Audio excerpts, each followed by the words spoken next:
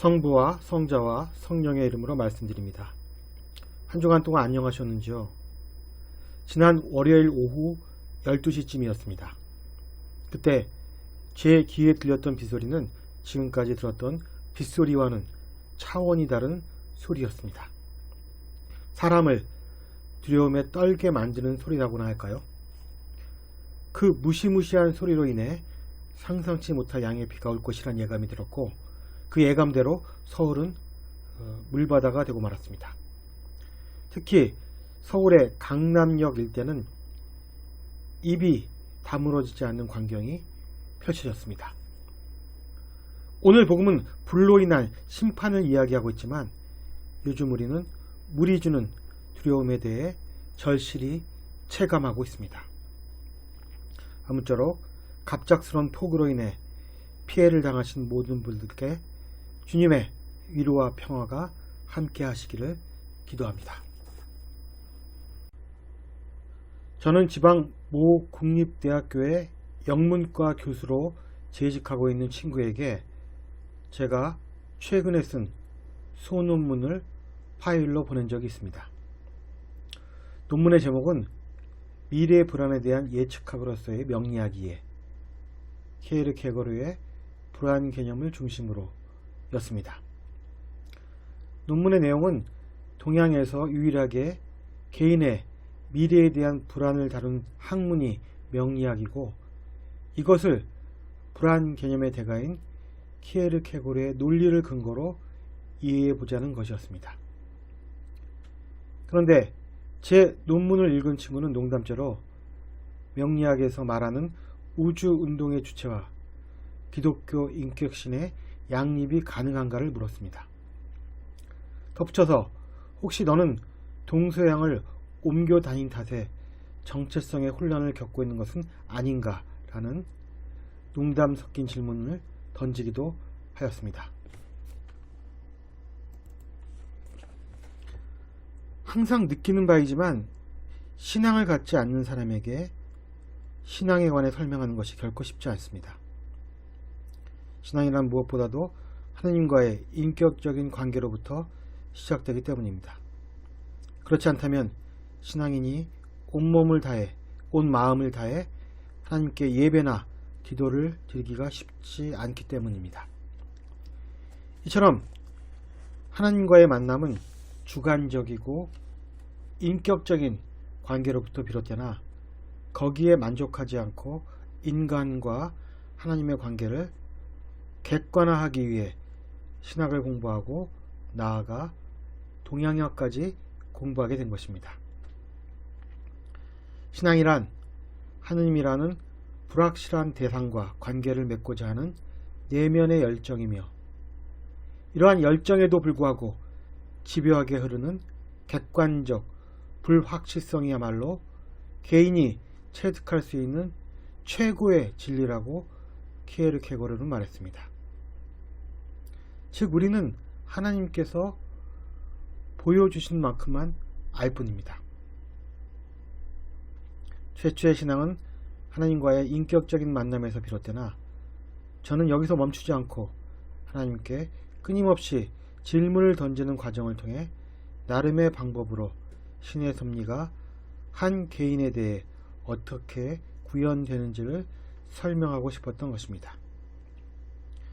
그래서 결국 우리가 하나님과 인격적인 관계를 맺고 있는 동시에 명리학에서 보듯이 하나님을 탈인격적인 존재로서의 우주 법칙처럼 이해할 수도 있다는 것입니다. 이것은 교리적인 차원에서는 인간과 직접적인 관계를 맺어 개개인의 삶에 개입하는 특별 섭리와 자연의 그 법칙을 위임하는 일반 섭리로 구별되기도 합니다. 그래서 우리는 충분히 신이라는 존재를 인격성과 탈인격성의 통합이라는 양면성을 통해 추측해낼 수 있는 것입니다. 동양과 서양이라는 것은 인간이 임의적으로 만들어낸 이분법일 뿐, 하나님의 입장에서 보면 두 진영의 구분은 의미가 없는 일입니다. 따라서 서로 대립되는 것처럼 보이는 것들이 내적으로는 일치를 이루는 것이 바로 신의 속성인 것입니다. 그러나 결국 하느님은 우리의 언어에 갇히실 분이 아니기에 우리의 언어로 대강의 모습만 파악할 뿐 인간이 하나님의 온전한 모습을 파악하기란 불가능합니다. 서로 대립되어 있는 속성이지만 그것이 하나를 이루고 있다는 인식, 즉 인격성과 탈인격성의 측면이 하나님 안에 통합되어 있다는 관점은 오늘 복음을 이해하는 데 있어서 매우 유용합니다. 오늘 복음에서 예수님은 제자들에게 심판의 불을 지르기 위해 왔다고 말씀하십니다. 또한 불이 의미하는 바는 정화입니다. 따라서 심판과 정화 두 가지 모두를 상징하는 불은 성령으로 볼 수 있습니다.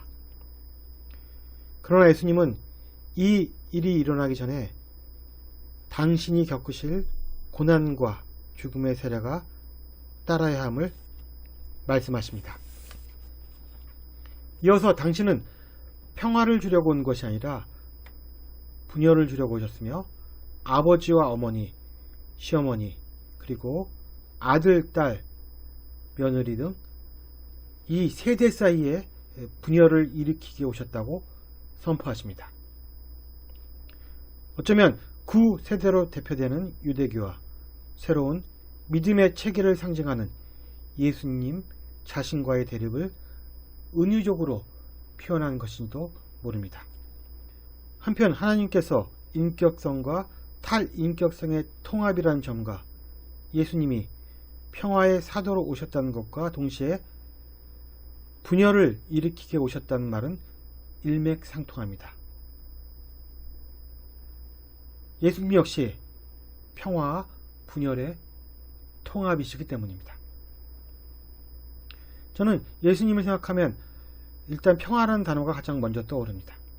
그래서 누가복음 2장에서는 예수님의 탄생 시 천사들이 하늘 높은 곳에는 하나님께 영광, 땅에서는 그가 사랑하시는 사람들에게 평화라고 노래했던 것입니다. 또한 요한복음 20장과 21절에서 예수께서 부활하시어 제자들 앞에 나타나셨을 때 하셨던 말씀이 바로 너희에게 평화가 있기를 이었습니다.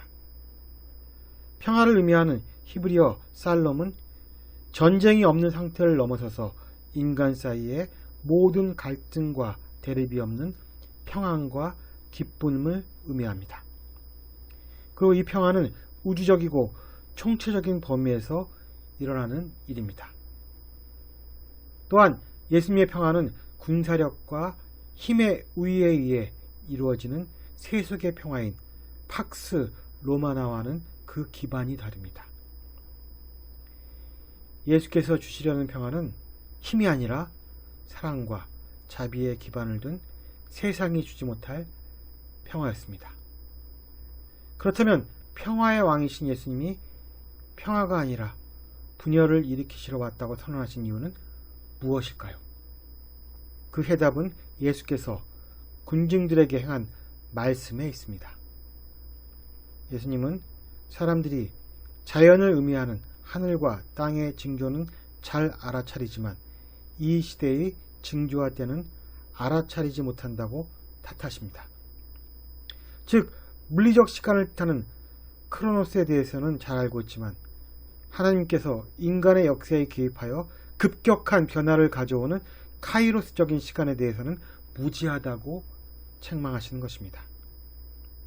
믿거나 말거나 900년 전에 아일랜드 출신인 말라키 대주교에 의하면 현재의 프란치스코 교황이 카톨릭 역사상 최후의 교황이 될 것이며 그의 임기 동안 인류는 마지막 심판을 맞이하게 될 것이라고 예언했다고 합니다.